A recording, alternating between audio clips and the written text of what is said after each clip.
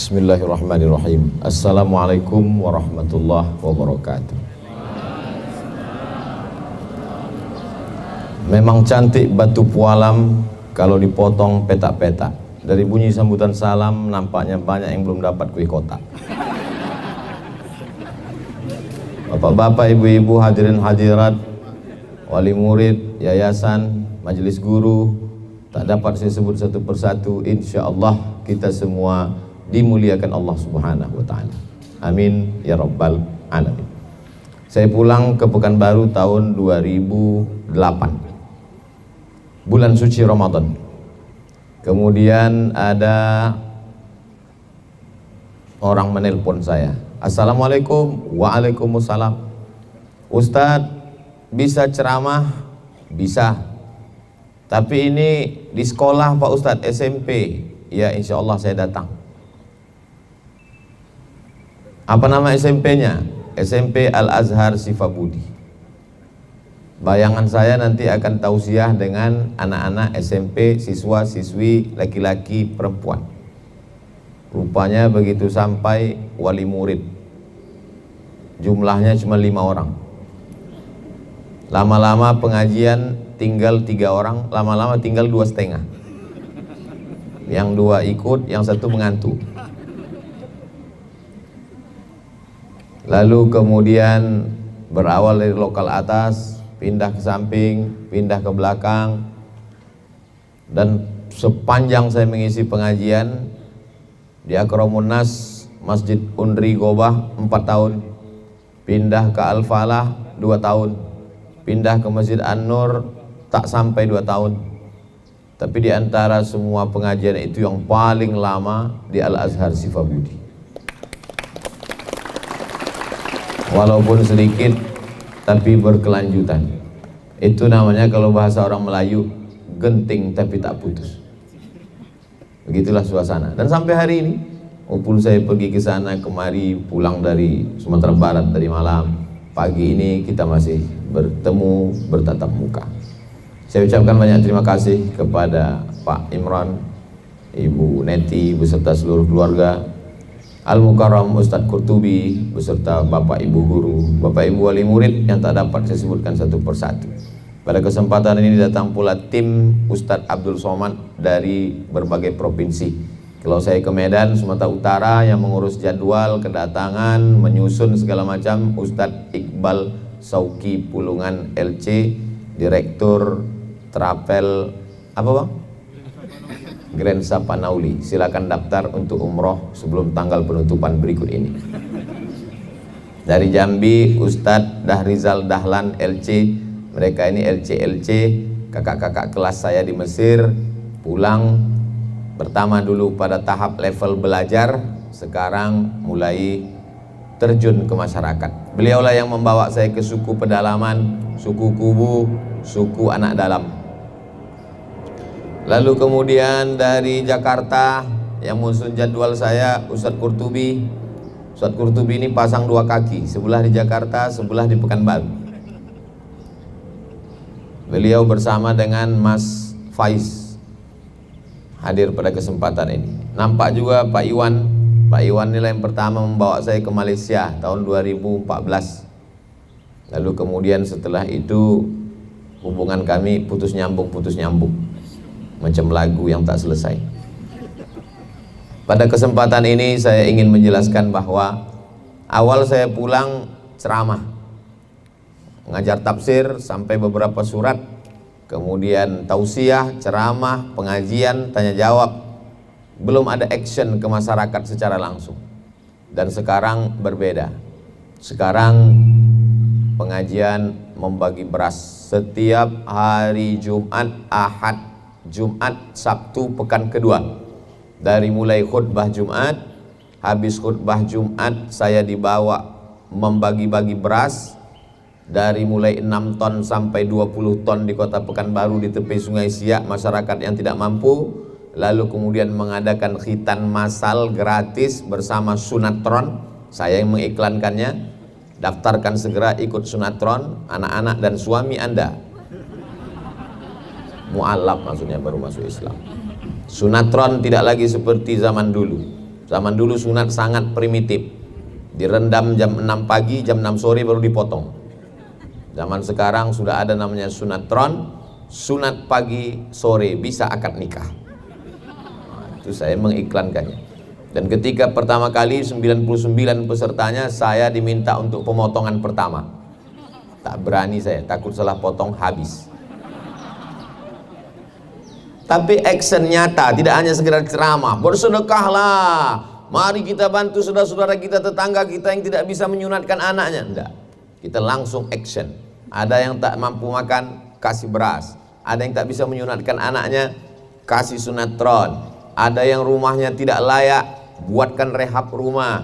Ini mau bulan puasa tahun lalu 200 paket setiap sore. Ini juga. Kemudian ada pula mobil gratis. Mobil gratis, syaratnya 2, sakit mati. Namanya mobil ambulan. Yayasan Tabung Wakaf Umat. Ini semua berkat kerjasama. Saya tak bisa sendiri. Yang bekerja semuanya adalah Yayasan Tabung Wakaf Umat. Ada yang kerjanya menghubungi aja, menelpon segala macam. Ada yang kerjanya langsung memperhatikan tukang. Ada yang macam-macam. Saya bagian yang paling ringan. 5 menit, 10 menit datang, tengok bangunan, letakkan, pura-pura nyemen, kemudian kirim semen, batu bata, kerikil ke nomor berikut ini. Mereka transfer. Tapi yang paling berat tanggung jawabnya di akhirat nanti saya, karena saya akan dituntut semuanya. Maka saya meminta kepada kawan-kawan, sahabat-sahabat, tolong amanah. Rupanya itu tidak hanya sekedar di yayasan, di Al-Azhar Sifabudi juga begitu. Tidak hanya sekedar anak-anak ini diajarkan, inilah namanya akhlak, peduli kepada kawan, membayar zakat, enggak. Tapi anak-anak dibawa langsung. Anak-anak Al-Azhar Sifabudi tidak belajar akhlak di kelas, langsung dibawakan ke rumah sekitar yang tidak mampu, masuk dia ke dalam, bersalaman dengan saudara kita yang kurang beruntung hidupnya, lalu kemudian berkenalan dengan bapak kerjanya apa, tempat parkir ibu apa, jualan bakwan dulu goreng, sekarang karena tak ada minyak dikukus. Lalu kemudian macam-macam. Yang terlalu fokus kali di minyak nih. Kalau anak bapak ibu pintar matematika, maka sesungguhnya kalkulator lebih pintar. Kalau anak bapak ibu bisa hafal itu, hafal ini, hafal ibu kota, hafal nama presiden, maka sesungguhnya www Google lebih pintar. Kalau anak bapak ibu bisa bercerita, bisa ngobrol, maka sesungguhnya YouTube lebih pintar. Pendidikan online terlepas dari positif negatifnya, dia sudah menghilangkan banyak sisi dari pendidikan. Salah satu contohnya apa? Bisa dia tampil di depan gurunya pakai jilbab, rapi, bagus, tapi tak bercelana. Kenapa? Karena pas foto. Ada satu yang hilang, akhlak. Itulah yang ditanamkan di Al-Azhar Sifabudi. Anak-anak ini tidak hanya sekedar dikatakan, diajarkan hadis, la yu'minu ahadukum, kamu tidak beriman hatta yuhibba li akhi, sampai kau sayang kepada saudaramu, ma yuhibbu li nafsi, sama seperti sayang pada diri sendiri. Tidak hanya sekedar menghafal hadis, hadisnya dia hafal, tapi langsung dia tengok dengan mata kepalanya. Karena tak sama dengan yang kita lihat di TV, dengan kita lihat di gambar, di baleho, dengan yang nyata asli itu beda. Itu maka disandingkan antara yang asli dengan yang gambar. Beda kalau anak-anak ini langsung dibawa. Ustadz ini dengar cerita atau langsung? Saya jalan dengan mereka. Kami masuk ke rumah-rumah sekeliling, dikenalkan kepada mereka. Macam-macam programnya dibuat oleh Ustadz Qurtubi. Saking banyaknya programnya, tak ingat saya lagi untuk menyampaikannya. Dan setiap pertemuan saya datang kemari, ada saja program-program terbaru yang belum pernah ada di program di tempat yang lain. Belum pernah di Medan, belum pernah di Jambi, belum pernah di Jakarta, belum pernah dimanapun. Program 1000 sendal. Untung dibilang tadi 1000 pasang. Kalau sempat 1000 sendal kanan semua. Sendal aja berpasangan, masa kamu enggak?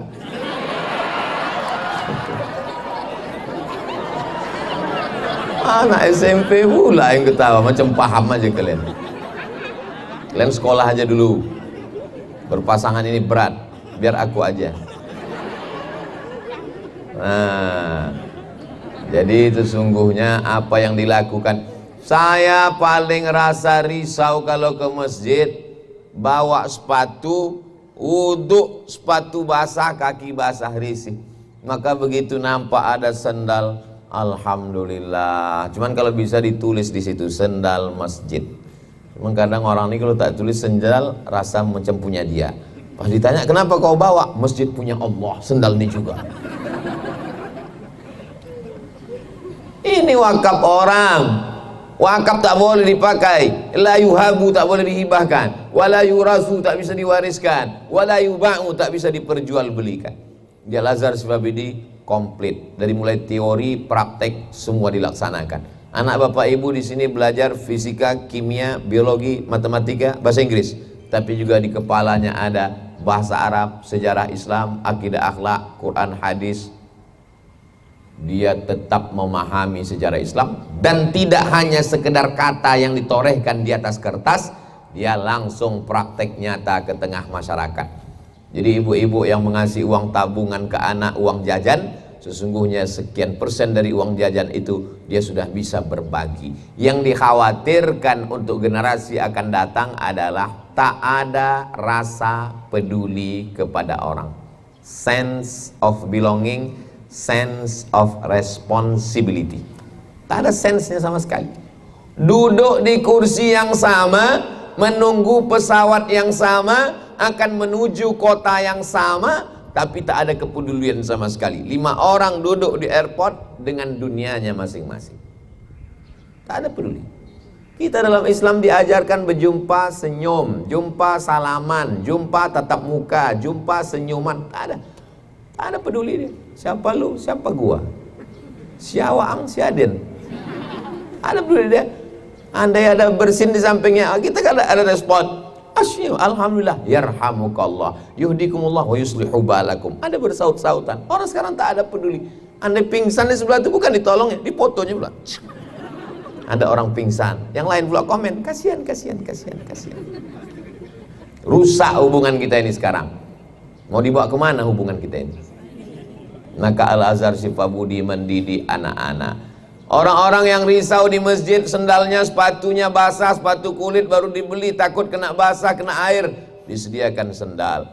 Ini nanti mau bulan puasa, orang yang bekerja berat tak sanggup puasa, batal puasanya 15 hari di awal-awal bulan, maka diberikan zakat, santunan, sehingga dia bisa kerja setengah hari, habis itu dia pulang. Sampai jam 12 dia kerja, habis itu dia pulang, dia bisa istirahat. Berbuka puasa, disediakan pula jamuan buka puasa gratis. Man fattara sha'iman, siapa yang menyediakan buka puasa kepada orang yang berpuasa, kana lahu mithlu ajri shaim, dia dapat pahala macam orang yang berpuasa. Tapi dia tetap puasa. Banyak juga orang sekarang, kau tak puasa lagi, sudah kusiapkan buka puasa. Kasih buka puasa. Ustadz Iqbal dari Mesir, Ustadz Ican dari Mesir. Itu kami dulu di Mesir. Saya di Mesir 4 kali Ramadan, 2002, 2001, 2099, 4 kali Ramadan. 4 kali Ramadan tidak pernah masak buka puasa. Mesir bukan kaya macam Saudi Arabia, minyaknya banyak. Mesir itu negara macam lebih susah daripada kita.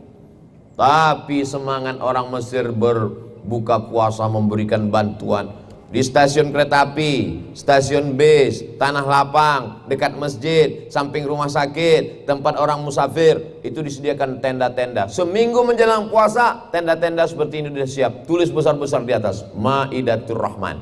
Maidah, meja makan. Rahman, Tuhan. Meja makan, Tuhan. Bukan Tuhan makan di atas meja makan.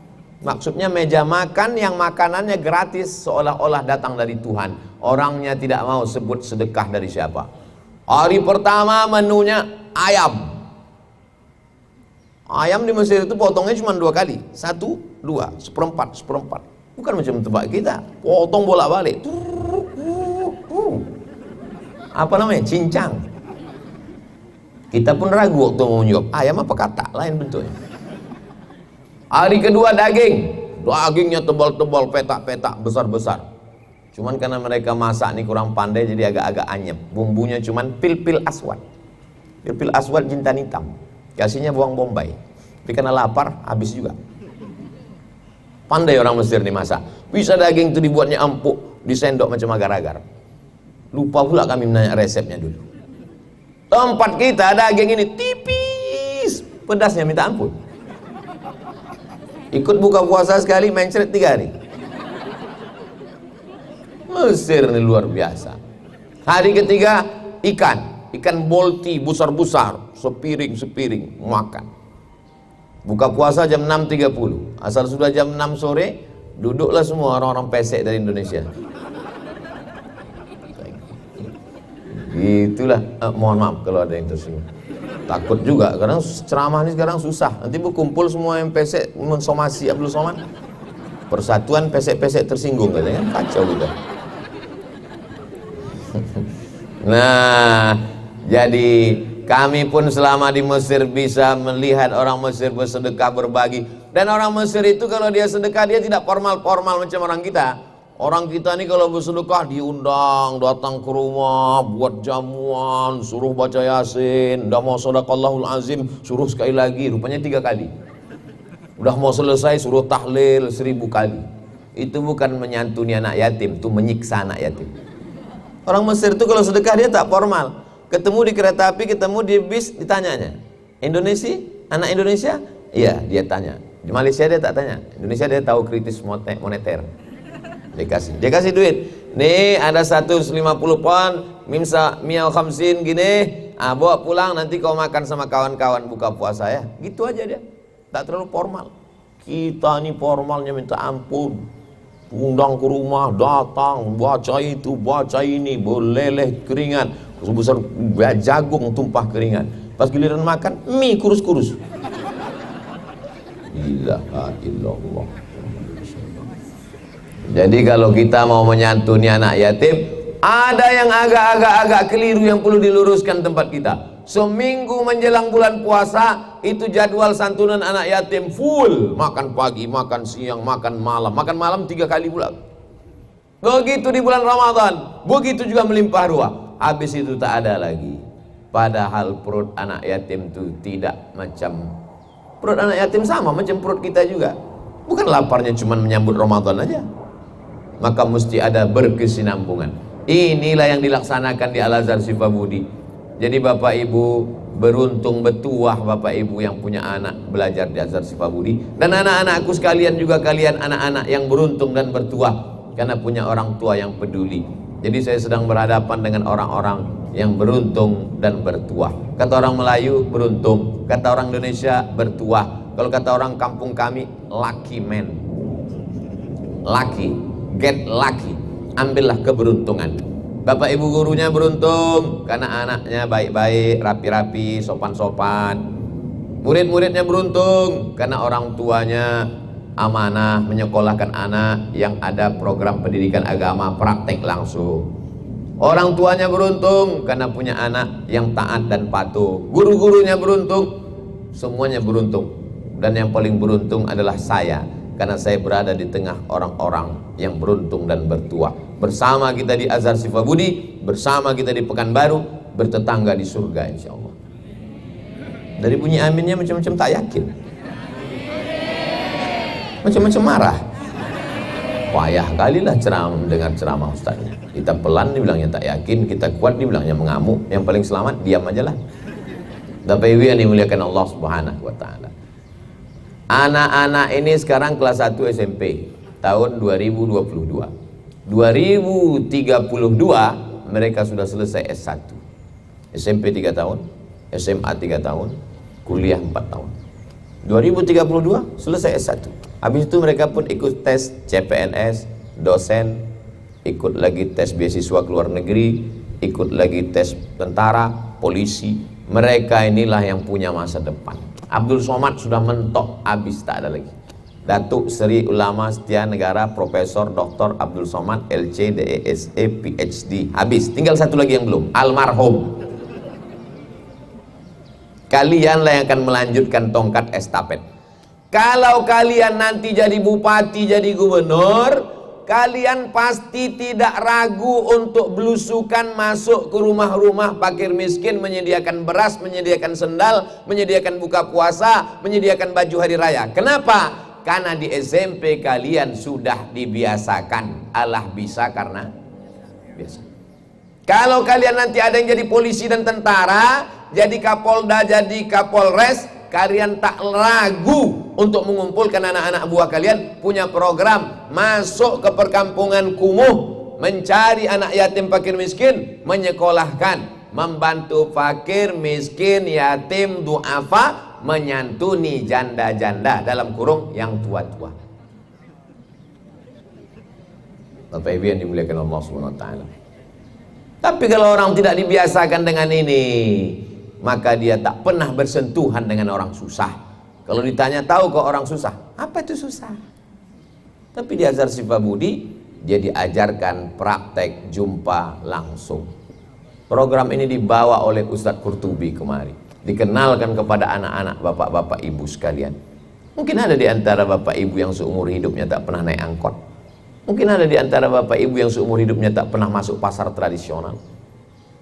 Sekali-sekalinya dia masuk ke pasar tradisional, langsung alergi, langsung gatal-gatal, langsung cabut. Mungkin ada di antara bapak ibu yang tak pernah mengusap kepala anak yatim. Mungkin ada di antara bapak ibu saking hebatnya tak pernah melihat orang miskin rumahnya terbuat dari kayu, dari bambu, lapuk. Sampai kami ke tempat rumah orang di tepi Sungai Siak, dari kayu, lapuk. Jangankan disenggol, bersin kita jatuh kayunya. Hasim tumbang. Sudahlah rumah kayu, lapuk, ternyata tanahnya numpang di sekolah MDA. Sementara MDA didirikan numpang di situ. Bayangkan itu. Di situ tempat masak, di situ kasur tidur, istri stroke, suami sudah tua mengambil upah buruh pikul di pelabuhan Sungai Duku. Itu kalau tidak kita tengok langsung kasat mata. Anak-anak ini insya Allah setelah dia melihat itu semua pulang ke rumah, dia menjadi anak yang berterima kasih kepada bapak ibu. Anak-anak ini kalau tidak kita ajarkan kepada itu, dia tidak akan pernah sayang ke bapak ibu. Dikasih motor, minta mobil. Dikasih mobil, minta mobil sport. Dikasih mobil sport, minta pesawat terbang. Apalagi ditontonnya di YouTube itu semuanya menceritakan tentang kemewahan, kehebatan. Ini berapa? 15 miliar. Oh, murah banget. Rupanya punya orang. Baru ketahuan, rumah punya orang, mobil punya orang, hutang semuanya. Sampah. Itulah yang ditonton oleh anak-anak kita. Akhirnya otak dia materi. Ulang tahun kasih mobil, sayang mama. Ulang tahun kasih gadget laptop, sayang papa. Kalau tidak ada hadiah berarti tidak sayang. Sudah tertulis di otaknya, ada hadiah sayang, tak ada hadiah tak sayang. Bapak tak sempat, ibu tak sempat membawa mereka ke panti asuhan. Jalan-jalan ke Danau Toba, bagus. Pergi ke Bukit Tinggi, mantap. Jalan-jalan ke Bali, tak salah. Tapi di hari bahagianya, bawa juga dia ke panti asuhan. Dia akan nanya, papa, mama, ini siapa? Ini saudaramu, sama umurnya denganmu. Hanya saja dia kurang beruntung, ayahnya meninggal, emaknya menjadi TKI di luar mencari makan sesuap nasi. Jadi dia tinggal di sini siapa-siapa, jadi asuh oleh mereka. Makannya, tidurnya, kau tengok kamarnya, kau tengok tempat tidurnya, kau tengok lemarinya, kau tengok piringnya, kau tengok lauknya. Bagaimana kau bandingkan dengan di rumah? Kau semuanya ada, memasakkan ada, membawakan air ada, membantu ada, semuanya ada. Di situ dia akan berpikir, stop kontaknya akan hidup. Jangan sampai kita punya anak, punya otak, tapi tertulis di keningnya not responding. Dia tidak bisa merespon.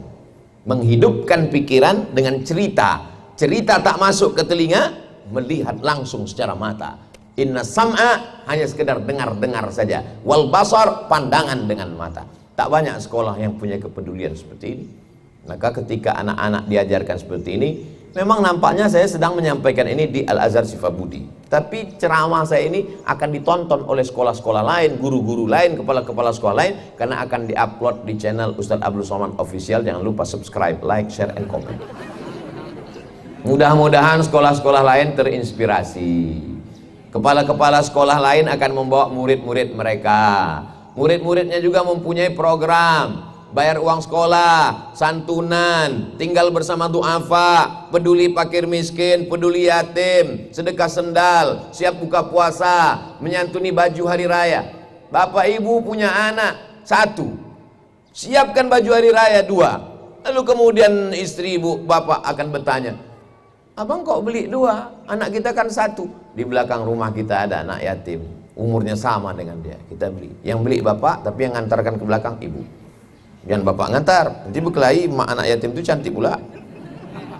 Saya juga disalahkan. Ini penting. La yu'minu ahadukum, kamu tidak beriman. Iman bukan diukur berapa kali pergi ke Makkah. Iman bukan diukur sebesar mana sorbanmu. Iman bukan diukur berapa meter jenggotmu. Iman diukur la yu'minu ahadukum, kamu tak beriman hatta yuhibba li akhihi, sampai kau sayang kepada saudara. Ma yuhibbu li nafsi, sama seperti sayang pada diri sendiri. Jadi kalau dulu berpikir mau hari raya ini bajunya berapa ya, biasa. Mau hari raya ini sedekah baju anak yatim berapa, luar biasa. Mau hari raya ini pakai karpet warna apa ya, biasa. Mau hari raya ini menyenangkan anak yatim fakir miskin duafa bagaimana ya, baru luar biasa. Kita akan menjadi luar biasa kalau kita berpikir di luar dari kebiasaan orang banyak. Itulah dididik anak bapak ibu di sini. Bapak ibu yang dimuliakan Allah Subhanahu wa taala, mereka ini nanti akan besar, akan menjadi remaja, akan menjadi dewasa, akan menjadi orang tua. Sejarah hidup selembar dua lembar mereka di Al-Azhar Sifabudi itu akan membentuk mereka di masa akan datang. Subhanul yaum, anak muda hari ini rijalul ghad, itu yang akan menjadi pemimpin masa depan. Jadi kalau mau melihat bagaimana Riau, bagaimana Sumatera, bagaimana Indonesia 20 tahun akan datang, tengoklah anak-anak muda hari ini. Kalau anak muda hari ini sibuk dengan motornya, dengan mobilnya, dengan gadgetnya, dengan handphonenya, tak ada peduli sama orang, tak respon, mau mati, mau jungkir balik, mau pingsan, bukan urusan saya.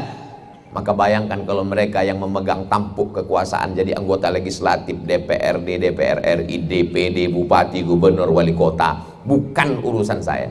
Tapi sekarang kita mengajak mereka, secara usia mereka belum mampu, tapi kita ajak mereka untuk peduli, untuk melihat langsung. Mudah-mudahan dengan itu berpikir dia, sebelum tidur dia malam berpikir dia, oh aku tidurku begini, tadi di tempat itu tempat tidur anaknya di ruang tamu, tidur tanpa alas di depan TV.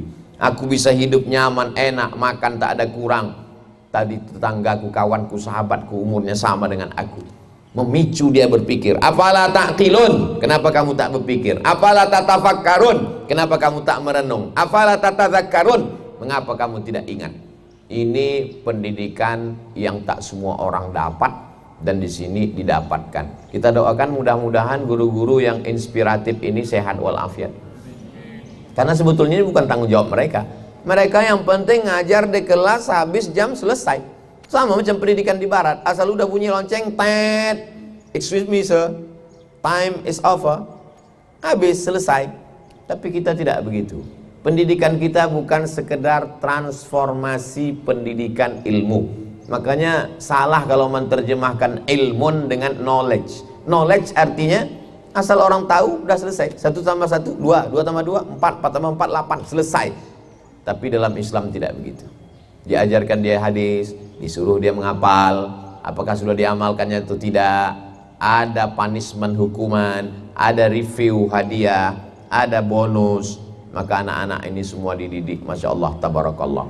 Al-Azhar Sifabudi mensupport dakwah yang saya sampaikan, dari mulai bantuan ke suku Talang Mama, suku Akid, anak dalam, sampai kepada Yayasan Tabung Wakaf Umat. Anak-anak ketika diminta berbagi wakaf sedekah, mereka berbagi tak terhitung lagi. Mungkin datanya ada sama Ustadz Qurtubi, bisa ditengok. Kami selalu manggil beliau Ustadz Qurtubi, sampai di sini tak boleh Mr. Qurtubi. Mudah-mudahan apa yang dilakukan ini mendatangkan keberkahan untuk keluarga besar Al-Azhar Sifabudi. Dari mulai yayasan, Bapak Ibu guru, Bapak Ibu wali murid, anak-anak, siswa-siswi, semuanya. Walau anna ahlal qura amanu, kalau penduduk Al-Azhar Sifabudi beriman, wattaqau, takut kepada Allah, la fatahna alaihim barakatin, akan kami bukakan barokah minas sama, dari langit, wal ard, dari bumi. Malam-malam sebelum ujian diminta saya datang kemari, langsung ke belakang memotivasi. Ternyata mereka diajak iktikaf, diajak sholat tahajud dengan bapak ibunya berjamaah, berdoa munajat kepada Allah. Untuk apa? Menanamkan tauhid, bahwa kalau menghadapi kesulitan besok mau ujian, dekatkan diri kepada Allah.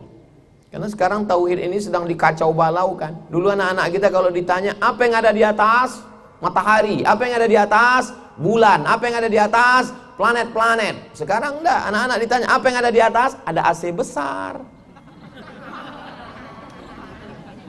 yang remote-nya dipegang pawang. Ini jangan-jangan tak hujannya pakai pawang juga nih. Udah rusak kepala anak-anak kita ini. Padahal kita diajarkan la ilaha illallah, tak ada tempat minta, tak ada tempat berharap, tidak ada yang bisa mendatangkan manfaat, tak ada yang bisa menolak mudarat kecuali Allah Subhanahu wa taala. Maka tauhid ini ditanamkan, dikuatkan. Bapak Ibu yang dimuliakan Allah Subhanahu wa taala, adapun menyambut bulan suci Ramadan, maka kita siapkan paling tidak ada 5. Yang pertama, memasuki bulan yang suci, maka sucikanlah diri. Suci badan sudah, suci pakaian sudah, suci pikiran sudah, suci hati sudah. Taubat nasuha, bersihkan semuanya. Membayar zakat bagus sekali di bulan suci Ramadan. Kenapa? Meringankan orang supaya yang berat-berat bisa dia agak istirahat sejenak. Saya pribadi bayar zakat seminggu sebelum Ramadan. Seminggu sebelum Ramadan bagi. Manfaatnya ngitungnya supaya mudah. Kalau pengikut pakai Januari Februari payah. Kita bayar zakat itu tidak pakai hitungan Januari Februari, tapi pakai Muharram Safar. Asal ingat bulan Ramadan, ingat bayar zakat. Jadi yang saya sampaikan itu yang sudah saya amalkan. Sucikan harta dengan zakat, sucikan badan dengan mandi, wudhu dan tayamum, sucikan hati dengan muhasabah, sucikan hubungan dengan tetangga, kawan, sahabat, minta maaf. Makanya kita diajarkan di kampung halaman kalau mau bulan puasa mengundang tetangga, baca yasin, baca Quran, bermaaf-maafan. Kenapa? Supaya kita plong lepas beribadah memasuki bulan yang suci dalam keadaan suci. Tradisi di bumi Melayu ada namanya Balimau. Balimau itu sebetulnya tradisi yang baik sekali. Karena belimau artinya mandi dengan limau. Orang di luar Sumatera yang tak tahu limau, berjeruk, berorange juice. Karena jeruk itu kalau orang mencuci ikan hilang lemak-lemak bau amisnya dengan jeruk. Begitulah orang dulu yang belum punya deterjen, belum punya sampo, belum punya sabun, mandinya pakai limau. Diambil limau nipis, limau purut, limau segala limau, ditambahkan bunga-bunga, kuntum, melati, mawar, masuk bunga tai ayam. Lalu diambil juga lah mayang kelapa, mayang macam-macam, dicampur, dimandikan. Asal tradisi itu baik, tak salah. Tapi kemudian menjadi rusak karena zaman sekarang orang tidak beli mau sekedar mandi, beli mau pakai keyboard tunggal. Apa hubungannya? Beli mau pakai baduo dia teban, bonceng-boncengan, merusak. Maka kalau ada anak-anak muda di hari sebulan petang megang, sehari menjelang bulan puasa, izin untuk ikut ramai-ramai, jangan kasih. Ulama wajib memfatwakan haram. Kenapa? Karena ada perbuatan maksiat. Tapi kalau bisa dijaga, baik, tak salah. Saya mau menjelaskan bahwa tradisi nenek moyang dulu baik, dirusak oleh orang sekarang. Setelah suci bersih, siapkanlah budget lebih. Ramadan kan makanannya dikit Pak Ustadz, cuman sahur sama berbuka, kenapa dilebihkan? Di rumah siapa aja? Suami, istri, anak 2, ada yang membantu asisten rumah tangga 5 orang, buat 10 porsi, 2 kali lipat. Yang 5 lagi untuk apa? Antarkan ke fakir miskin yatim, doa apa adik-adik mahasiswa yang tinggal di masjid warim. Membagi makanan jam 6 supaya jam 6.30 sama-sama berbuka. Banyak juga orang di Pekanbaru ini bagi makanan pulang tarawih jam 10 daripada basi. Sudah basi santannya, bubur kacang hijau, kolak baru dikasih. Dimakan yatim jam 11, jam 12 mati. Bukan sedekah, itu namanya laknat Allah diundang turun. Antarkan ke sana daripada busuk, antarkan ke sana daripada tak termakan. Bukan pahala sedekah. Yang ketiga adalah siapkan fisik. Karena ibadah Ramadan ini full. Dari mulai sholat isya berjamaah, sambung tarawih berjamaah, sambung witir berjamaah, sambung iktikaf berjamaah, siangnya siam, malamnya qiyam. Maka fisik mesti sehat. Jangan banyak-banyak minum es, karena kalau minum es radang tenggorokan, sakit kepala, masuk angin, demam. Minuman yang paling bagus sunnah Nabi SAW, direndam kurma jam 4 jam 3 sore dengan air panas. Nanti kira-kira jam 6 dia mulai air suam-suam kuku, diaduk, diminum airnya. Itu amat sangat bagus untuk usus. Kenapa? Karena usus kita kering 13 jam setengah tak kena makanan, masuk dia yang manis.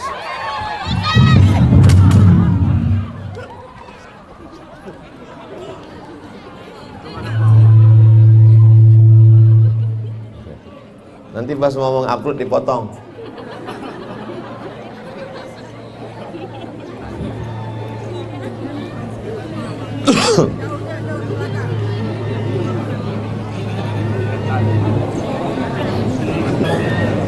Kita lanjutkan setelah yang satu ini. Pertama, suci.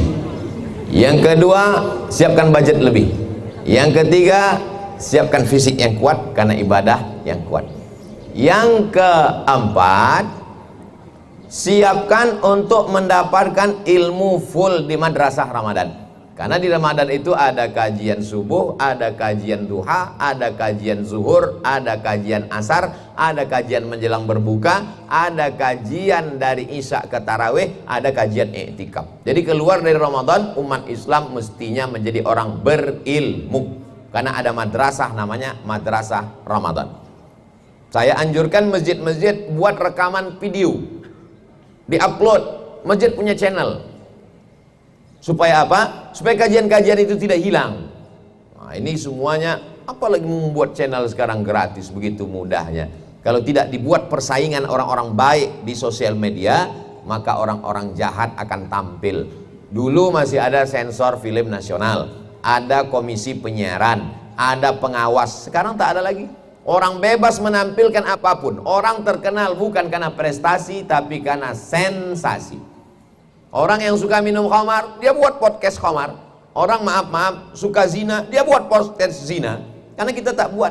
Jadi anak-anak ini kita buat dalam rangka menyambut bulan suci Ramadan. Ada lomba podcast, ada lomba video pendek, ada lomba. Kalau zaman saya dulu lomba azan, lomba imam, lomba khutbah, lomba ceramah. Zaman sekarang dikaitkan dengan media, sosial media. Nanti masing-masing bersaing di tengah dunia maya, maka akan tampil yang berprestasi. Yang terakhir adalah di bulan Ramadan itu disiapkan Al-Quran dari sekarang. Pulang dari sini nanti beli Quran yang ada terjemahnya, ada tajwid, idgham, ifa, gunnah, qalqalah, bila gunnah warnanya, ada asbabun nuzulnya, ada tafsirnya. Ada Qurannya, ada tajwidnya, ada asbabun nuzulnya, ada terjemahnya, ada tafsirnya. 5 isinya harganya 250.000. Sementara harga sendal 500.000 yang fungsinya cuma menjaga kaki dari tai ayam. Banyak orang punya Quran tak pernah dibaca, hanya sekedar untuk akad nikah mahar. Matanya menengok Quran cuma 2 kali. Sekali meninggalkan Quran untuk mahar, sekali lagi untuk mati sakaratul maut di ruang ICU. Tak mati-mati, buka kan mati. Maka inilah kesempatannya, siapkan Al-Quran. Karena kita tak lama lagi, hari ini sudah 26 Sya'ban, 27, 28, 29. Pas tanggal 29 nanti, maka tim hisab dan ru'yah melihat anak bulan. Kalau nampak anak bulan, besok puasa. Tak nampak anak bulan, maka genapkan Sya'ban 30, puasanya. Kita tunggu saja dari Kementerian Agama, saksi tersumpah disebar dari Sabang sampai Papua untuk melihat anak bulan. Anak bulan itu bahasa Arabnya hilal. Bulan yang penuh bahasa Arabnya Badar. Sudah jadi nama orang Indonesia, Badarudin, Hilaludin. Makanya suami ibu yang namanya Pak Hilal nanti pas tanggal 29 jangan dikasih keluar, karena dia sedang dicari-cari orang. Mau Ramadan masuk, siapkan 5. Setelah nanti keluar dari Ramadan, evaluasi diri masing-masing. Yang berlebih juga 5. Apa yang kau dapatkan setelah Ramadan? Aku semakin on time, tepat waktu. Karena sholatnya tepat waktu, sahurnya tepat waktu, yang paling tepat waktu berbukanya. Menjadi orang yang paling disiplin. Yang kedua, setelah Ramadan, orangnya paling suka bersedekah. Itu tetangga saya itu dulu, Pak Ustadz, pelit, bin bakhil, bin kedekut, bin medit, bin kikir, bin Tapi setelah bulan Ramadan ini dia dermawan. Kenapa? Karena di Ramadan dia sudah paham tentang hakikat hawa nafsu. Semua mau dimakan pas jam 6 sore. Mobil merah pun disangka semangka, mobil hijau disangka melon. Tapi begitu sudah azan maghrib berkumandang, Allahu Akbar, Allahu Akbar, masuk 2 teguk air, masuk 2-3 kurma. Kurma itu yang bagusnya ganjil, 1, 3, 5. Kau kurma berapa? Alhamdulillah 3 Pak Ustaz. Berapa? 3 kotak. Itu bukan berbuka, itu namanya usus lubang. Yang meningkat lagi ketiga adalah meningkat kualitas bacaan Al-Quran. Yang sebelumnya terbata-bata karena di bulan Ramadan dia tadarus, dia punya program khatam Quran, dia punya program baca Quran tahajud, i'tikaf malam. Ada lagi sekarang namanya Quran tahajud, pakai meja, pakai alat, kita bisa tengok, dibaca saat tahajud malam. Kami pernah mengkhatamkan 30 juz Quran sholat tarawih bersama Ustadz Qurtubi dan Yasir. Makmumnya itu aja, saya, Ustadz Qurtubi, Yasir, Ustadz Tatang. Ketika Covid bulan Maret 2020, tak ada saya keluar ceramah di Pekanbaru aja. Nah, hikmahnya khatam baca kitab, khatam membaca Quran dalam sholat. Yang keempat, bertambah takwa. Orang di bulan puasa itu takwanya luar biasa. Diajak orang cerita aib orang lain, takwa. Bu, kabarnya anak si anu, suami si anu, menantu suami. Takwa. Nanti habis buka kita lanjutkan. Maka di bulan Ramadan takwa. Yang terakhir, yang kelima adalah bertambah kecerdasan emosional. Karena di bulan Ramadan itu asupan gizi kurang, gula kurang, emosi naik, bawaan mau ngamuk. Tapi dia dilarang untuk marah-marah. Maka di luar Ramadan dia pun stabil. Bu, anak ibu kemarin kami lihat dibonceng laki-laki. Enggak apa-apa, sabar. Suami ibu dilarikan pelakor. Apa? Jadi yang meningkat setelah Ramadan itu 5. Jadi kalau ada orang setelah Ramadan, kamu setelah Ramadan meningkat berapa? 5 juga. Apa? Kolesterol, gula darah, berat badan, diabetes meletus, asam urat, kena emping melinju 3 toples. Bukan itu tujuan Ramadan. Itu orang yang hanya sekedar memindahkan jadwal makan.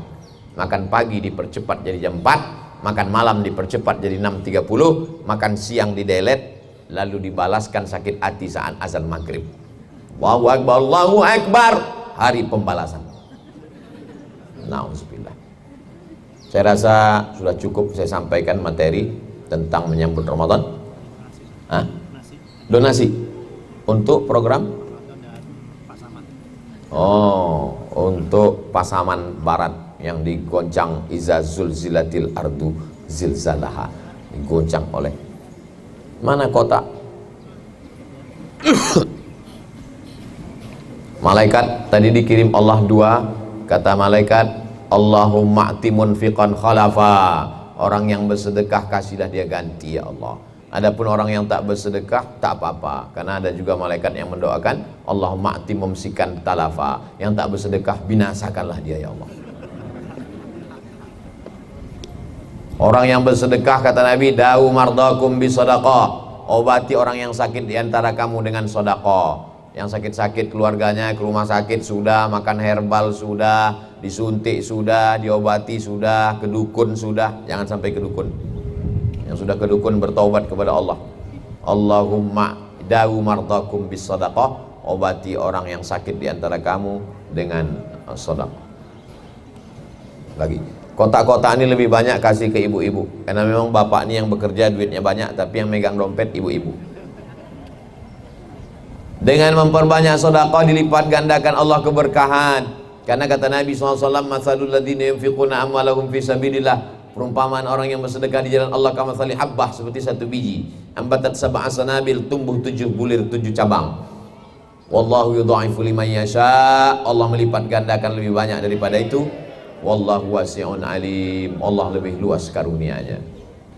Jadi digabungkan jadi semua, lalu kemudian dihitung. Lalu kemudian wa amma bi ni'mati rabbika fahaddits, adapun nikmat Tuhanmu maka ceritakanlah.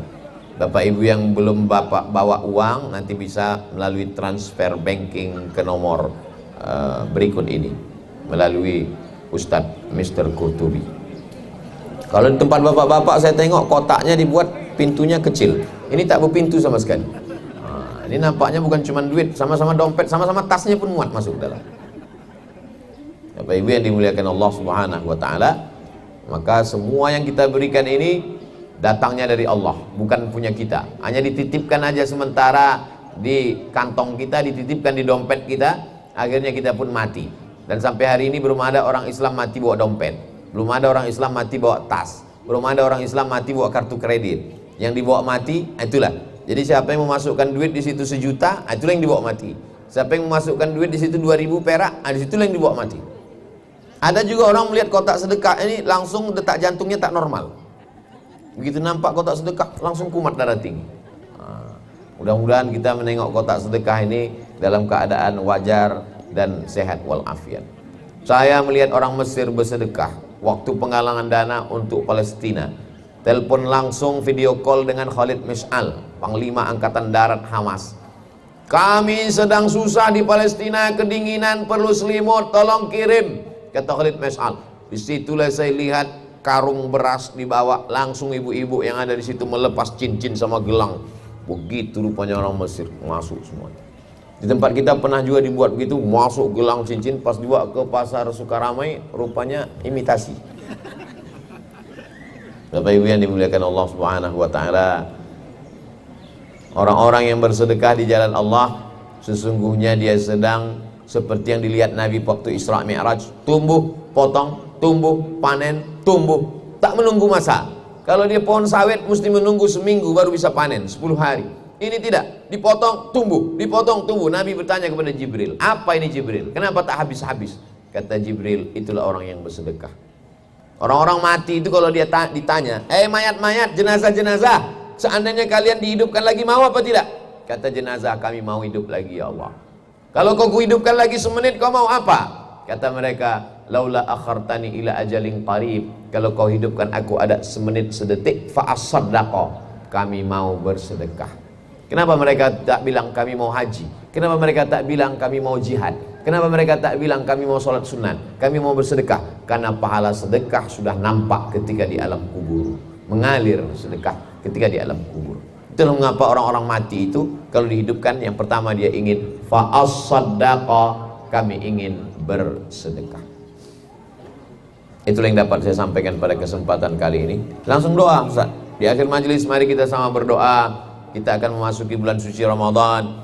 Mudah-mudahan kita diberikan kesehatan zahir dan batin, dibukakan pintu rezeki, anak-anak soleh dan solihah, bapak ibu sehat semuanya, istiqomah iman dan Islam, dijauhkan dari malapetaka, bencana dan musibah. Untuk niat yang baik-baik ini kita baca Ummul Quran Al-Fatihah. A'udzubillahi minasyaitonirrajim. Bismillahirrahmanirrahim. Alhamdulillahirabbil alamin. Arrahmanirrahim. Maliki yaumiddin. Iyyaka na'budu wa iyyaka nasta'in. Ihdinas siratal mustaqim, siratal ladzina an'amta 'alaihim ghairil maghdubi 'alaihim waladdallin. Amin. Allahumma shalli ala sayyidina Muhammad wa ala ali sayyidina Muhammad. Allahumma inna natawassalu ilaika bisirril Fatihah. Kami mohon kepada Engkau dengan kemuliaan surat Al-Fatihah, antuballigh maqasidana, sampaikan segala maksud niat baik kami, wa taqdi hajatina, tunaikan segala hajat-hajat kami, wa taghfir lana ma madha, ampunkan segala silap salah dosa kami. Allahumma barik lana fi Sya'ban, berikan kami berkah di bulan Sya'ban, wa ballighna Ramadan, sampaikan kami ke bulan Ramadan. Rabbana hab lana minas salihin, jadikan anak-anak kami ini anak-anak yang soleh dan solihah. Allahumma dafa'anhumul ghala wal waba wal fahsya wal riba wal zina wal munkar. Selamatkan anak kami ini dari narkoba, dari pergaulan bebas, dari LGBT, dari zina, dari perbuatan keji dan mungkar. Allahumma ja'alhum barrina li abaihim wa ummahatihim, jadikan anak-anak ini anak-anak yang berbakti kepada ayah ibu mereka. Wa ja'alhum nafi'ina li awtanihim wa dinihim, jadikan anak-anak ini bermanfaat untuk agama nusa dan bangsa ya Allah. Wahfazhum min kulli su' wa syarr, jaga anak kami ini dari segala yang tidak baik, dari segala perbuatan keji dan mungkar. Allahumma ja'al hadzal balada baladan amina, jadikan Riau bumi lancang kuning negeri yang aman, negeri yang damai, terbuka pintu rezeki dari segala penjuru. Rabbana ighfir lana dzunubana, ampunkan dosa kami, wali abaina ayah kami, wali ummahatina emak kami, wali azwajina pasangan hidup kami, wali auladina, anak-anak keturunan kami, wali masyaikhina, tuan guru-guru kami, waliman hadarana, semua yang hadir di majlis Al-Azhar Syifa Budi ini ya Allah. Rabbana atina fid dunya hasanatan wa fil akhirati hasanatan wa qina adzabannar. Wa sallallahu ala sayyidina Muhammad wa ala alihi wa sahbihi wa sallam walhamdulillahi rabbil alamin. Taqabbalallahu minkum minna wa minkum taqabbal ya karim. Terima kasih segala perhatian. Mohon maaf segala kesilapan dan kekhilafan. Saya ucapkan selamat menunaikan ibadah suci Ramadan tahun 1443 Hijrah untuk keluarga besar Al-Azhar Syifa Budi beserta seluruh hadirin hadirat yang hadir pada majelis ini. Aqulu qouli hadza astaghfirullah li wa lakum. Wassalamu alaikum warahmatullahi wabarakatuh.